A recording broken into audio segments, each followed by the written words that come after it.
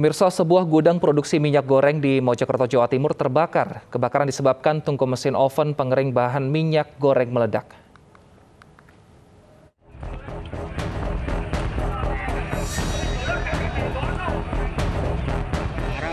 Api dengan cepat membakar seluruh bagian bangunan gudang produksi minyak goreng ini. Bagian atap gudang pun ambruk. Tumpahan bahan baku minyak goreng juga menyebabkan api cepat membesar dan nyaris membakar rumah warga.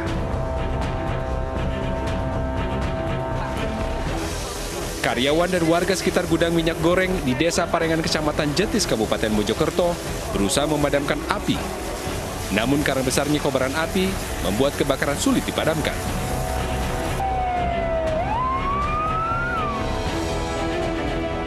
Empat unit mobil pemadam kebakaran dari Pemkot dan Pemkam Mojokerto dikerahkan untuk memadamkan api. Api baru bisa dipadamkan selang 2 jam kemudian. Diduga kebakaran terjadi akibat tungku mesin oven pengering kulit ari kelapa meledak.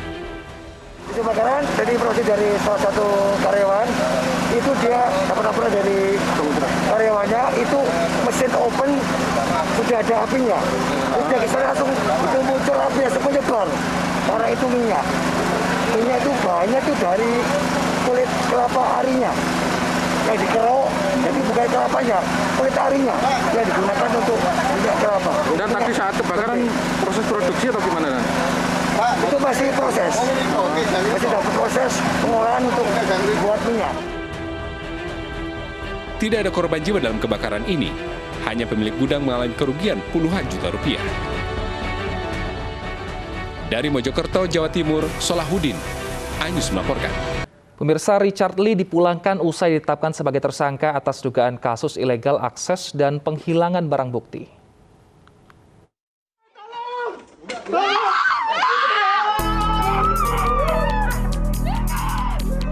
Dokter sekaligus influencer Richard Lee ditangkap di rumahnya di Komplek Investama, Palembang, Sumatera Selatan, Rabu kemarin. Dirinya ditangkap karena diduga melanggar Undang-Undang ITE karena melakukan akses ilegal ke akun Instagram pribadinya yang tengah disita polisi. Akun Instagramnya disita sebagai barang bukti kasus dugaan pencemaran nama baik. Namun, Polda Metro Jaya batal menahan Richard Lee karena bersikap kooperatif dan memberikan keterangan dengan benar. Dasar ini, maka tidak ditahan. Tentu juga kasus ini menjadi perhatian publik. Tentu Pak Kapolri juga pantau kan? Apa yang masalah dengan klien saya? Sehingga tidak perlu ditahan. Presiden saja boleh memberikan yang namanya hak-hak istimewanya untuk membebaskan seseorang. Apa masalahnya dengan klien saya? Kemarin kita mendatangi saudara RL, ya, penyidik mendatangi lengkap dengan surat perintah yang beredar di luar yang sempat acut di media sosial termasuk istrinya yang bersangkutan, ya, tentang adanya penangkapan, upaya penangkapan secara paksa. Ini tidak kita lakukan sesuai dengan SOP.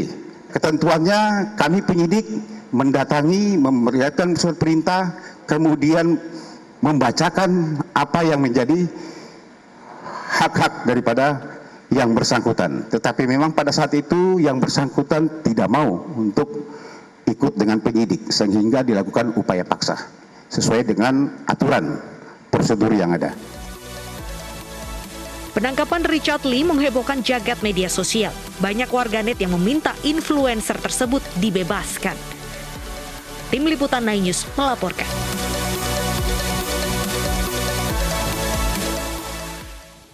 Untuk mengetahui perkembangan dugaan pelanggaran Undang-Undang ITE yang menjerat Richard Lee, YouTuber sekaligus dokter kecantikan yang sempat ditangkap di kediamannya Palembang, Sumatera Selatan, kita sudah terhubung dengan Rasman Arif Nasution, pengacara Richard Lee. Selamat siang, Bang Rasman. Selamat siang. Baik, Bang Rasman, saat ini Dr. Richard Lee sudah sebagai tersangka tapi dibebaskan. Ini apakah dikenakan wajib lapor, Bang Rasman? Ya, sesuai dengan peraturan perundang-undangan yang berlaku, klien saya alhamdulillah sudah mempunyai, kan dia memiliki hak untuk mengajukan penangguhan penahanan. Dan alhamdulillah itu sudah direspon dan saya terima kasih kepada Pak Kapolri, kepada Kapolda Metro, Dirkrimsus, Wadir dan Kasubdit. Kemudian terhadap kaitan dengan wajib lapor itu sudah kita bicarakan dan artinya ada jaminan dari pihak keluarga bahwa Saudara Richard Lee tidak akan melarikan diri, tidak menghilangkan barang bukti, tidak akan mengulangi perbuatan yang sama, dan ya sesuai dengan SOP juga beliau tentu akan senantiasa memberitahu dia sedang berada di mana sehingga polisi bisa pantau dimanapun dia berada. Meskipun kasus ini saya anggap ya kasus baru yang perlu dibicarakan nanti di pengadilan dengan mendatangkan ahli-ahli telematika, IT, bahasa, gestur dan lain-lain. Begitu. Nah, pantauan posisi ini nanti teknisnya di lapangan seperti apa, Bang? Apakah memang setiap hari harus menyerahkan laporan kepada pihak kepolisian untuk mengetahui persis lokasi Richard Lee, atau sama seperti mungkin tahanan kota, tidak boleh keluar kota? Tahanan itu kan ada bermacam-macam ya. Ada tahanan rumah, ada tahanan kota sesuai dengan wilayahnya. Ada tahanan tidak boleh bepergian ke luar negeri. Nah, klien saya dia tahanan yang tidak boleh bepergian ke luar negeri, dan tahanan saya ini minimal sekali seminggu melaporkan atau wajib lapor kepada penyidik sehingga bisa diketahui di mana dia berada. Seperti itu. Baik, Bang Rasman, kami ingin konfirmasi untuk kasusnya yang menjerat Dr. Richard Lee ini adalah percobaan penghilangan barang bukti. Benarkah Bang Rasman? Begini, inilah yang sekarang saya katakan kasus ini menjadi menarik dan baru. Kenapa? Karena kalau di dalam KUHP itu diatur ya, misalnya ada terjadi kecelakaan atau tabrak maut, mobil hancur, ada bahkan yang meninggal dunia, lalu disita oleh polisi sebagai barang bukti dan akan diajukan ke jaksa dan pengadilan. Pertanyaan saya, kalau mobil itu yang sudah disita boleh nggak dipinjam pakai? Jawabannya boleh dan sering terjadi. Nah, lalu kemudian ada satu rumah yang sudah di police line disita oleh penegak hukum, termasuk jaksa, polisi, atau mungkin KPK, apakah boleh dimasuki? Tentu jawabannya tidak boleh, kecuali izin dari yang menyita atau pengadilan. Nah, maka itu berada pada situasi dunia nyata, dunia fisik yang terlihat oleh indera. Tapi terhadap ini namanya terjadi putusan untuk menyita oleh penyidik terkait dengan IT yang itu berada di dunia maya, di dunia yang tidak terlihat oleh mata. Nah, Dr. Oki ini, Dr. Richard ini, yang disita itu adalah Instagramnya. Di luar itu tidak, WhatsApp tidak, Facebook tidak, Twitter tidak, vlog-vlog TikTok juga tidak. Nah, sekarang saya tanya Dr. Richard Lee dengan kreatornya Saudara Hans, apa yang kalian lakukan? Maka mereka katakan, ya mereka memposting pekerjaan Richard Lee yang mengedukasi atau mentreatment kliennya di Facebook, tapi terupload otomatis, terpost otomatis di akun Instagram.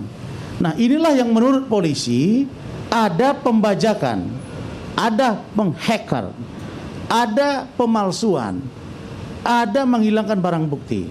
Padahal di situ jelas Hans bisa membuktikan bahwa kalau dia mempost di Facebook otomatis keluar di Instagram. Nah, bagaimana caranya? Ya dia bilang biasa-biasa saja. Nah, polisi kemarin melihat, loh ini kok bisa terjadi, sampai mereka cek ke Singapura. Nah, Dr. Richard Lee dan Saudara Hans, kreatornya, bisa membuktikan bahwa itu nanti bisa secara otomatis. Nah, mereka beranggapan bahwa loh kami kan tidak mengaktifkan kembali akun Instagram, kami mengaktifkan Facebook yang tidak disita, tapi munculkan Instagram. Nah, ini debatable. Apakah ini termasuk kategori mobil yang boleh pinjam pakai atau kategori rumah yang sedang di police line? Maka butuh di sini nanti restoratif justice, pendekatan hukum yang baru. dan bisa jadi jurisprudensi oleh pihak penegak hukum melalui putusan pengadilan. Nah, makanya ini kasus menarik gitu. Baik. Bang Rasman, berarti secara keterangan dari pihak kepolisian, apa yang membuat Dr. Richard Lee ini sebenarnya menjadi tersangka? Apakah illegal access atau menghilangkan barang bukti? Jadi begini, kasus ini kalau menurut saya satu rangkaian peristiwa dengan laporan Kartika Putri.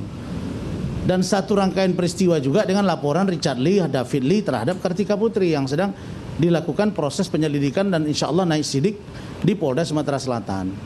Jadi saya melihat bahwa dari penjelasan Kabid Humas, abang saya, sahabat saya, Pak Yusri Yunus, bahwa ini ada illegal access, iya kan? Nah, istilah illegal access ini pun ini istilah baru. Kemudian, apakah Facebook di post muncul ke Instagram termasuk illegal access atau tidak? Karena ini berbeda. Akun Facebook beda, akunnya Instagram beda, akun Twitter beda, akun WhatsApp beda. Baik. Nah, jadi ini yang perlu menjadi perdebatan. Tapi mereka mengatakan pihak penyidik ini terjadi pemalsuan dan atau melakukan tindakan illegal access sehingga dikenakan ancaman hukumannya 8 tahun. Nah, maka saya katakan karena ini debatable ya tangguhkan dong klien saya, dan alhamdulillah ini mendapat perhatian dari petinggi Polri. Ya, saya yakin juga Pak Presiden dan Wakil Presiden melihat, maka kasus ini menjadi menarik. Ya sudah, kalau begitu tangguhkan saja Richard Lee-nya. Nanti di pemeriksaan kita akan hadirkan saksi-saksi ahli dari kita akan uji coba bisa nggak dilakukan postingan di Facebook otomatis muncul di Instagram. Dan menurut saya tidak ada urgensi, Nana. Yang saya protes itu begini, yang saya protes keras itu mereka sampai saya teriak marah.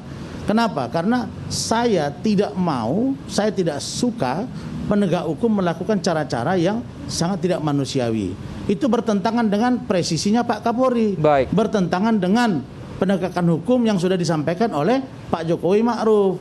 Itu filosofi mendasar. Baik, Bang Rasman, yang dimaksud tidak manusiawi ini adalah dengan mengangkut paksa Dr. Richard Lee dari kediamannya seperti itu. Apakah pihak dari Dr. Richard Lee juga akan melaporkan hal ini ke pihak kepolisian? Tidak. Saya kan rencananya hari ini kan berangkat ke Kabid Propam. Tapi karena sudah dibebaskan tadi malam, ditangguhkan, ya buat apa saya harus melaporkan lagi? Karena hak-hak klien saya yang saya jaga. Baik. Saya tidak membenarkan klien saya untuk melakukan pembajakan. Saya juga tidak setuju klien saya untuk menghilangkan barang bukti. Yang saya pertanyakan, apakah pantas kasus remeh-temeh seperti ini dijemput ke Palembang, jalan darat, kencing pun tidak diizinkan. Itu suasana yang ada di situ videonya. Baik. Nah, ini kan tidak pantas. Sementara polisi selalu berbenah untuk dulu waktu Pak Tito Karnavian, filosofi polisinya promoter, profesional modern terpercaya. Apa itu terpercaya? Trust. Dari mana? Dari masyarakat. Dulu timbul KPK karena dianggap polisi kurang berkinerja baik, begitu juga dengan kejaksaan. Muncul KPK. Nah, sekarang keinginan masyarakat, termasuk rakyat Indonesia, termasuk presiden, wakil presiden, Kapolri selalu ingin membenahi kepolisian, kejaksaan, dan KPK penegak hukum yang lain dan kehakiman. Tapi kalau ada cara yang begini, ini kan artinya tidak presisi. Apa itu? Tidak presisi, tidak profesional, kemudian tidak juga humanis. Harusnya kan humanis. Karena ini bukan melanggar simbol negara, bukan menghalang-halangi penegakan hukum yang berbahaya bagi negara. Itu saja. Baik. Terima kasih Bang Rasman. Kita akan pantau terus seperti apa kasus yang melibatkan Dr. Richard Lee ini, karena memang tadi Bang Rasman bilang masih banyak unsur yang baru yang perlu dibuktikan lagi secara hukum. Terima kasih Bang Rasman telah bergabung bersama kami di iNews Siang. Kita ke informasi lainnya pemirsa. CV Adi Prima Sentosa tidak terima dengan pembatalan kerjasama dengan Pemkot Tangerang terkait pengadaan bahan untuk seragam dinas anggota DPRD. Pembatalan sepihak ini buntut kecaman warganet yang semula mengira pakaian dinas anggota DPRD bermerek Louis Vuitton.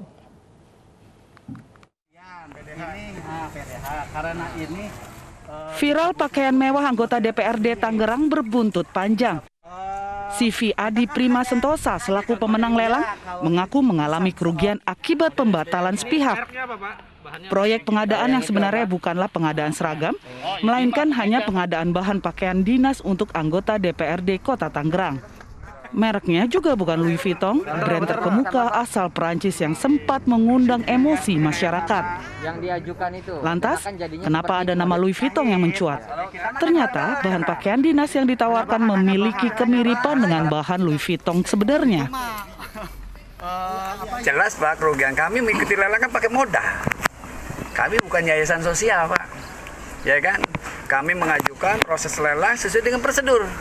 Yang tadi saya katakan 109, yang 4 ngupload tapi tidak lengkap.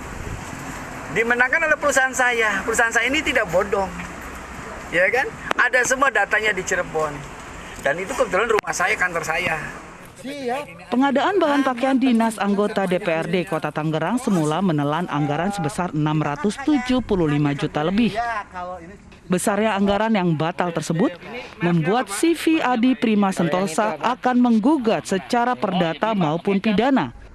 Dari Cirebon, Jawa Barat, Tois Iskandar, iNews melaporkan.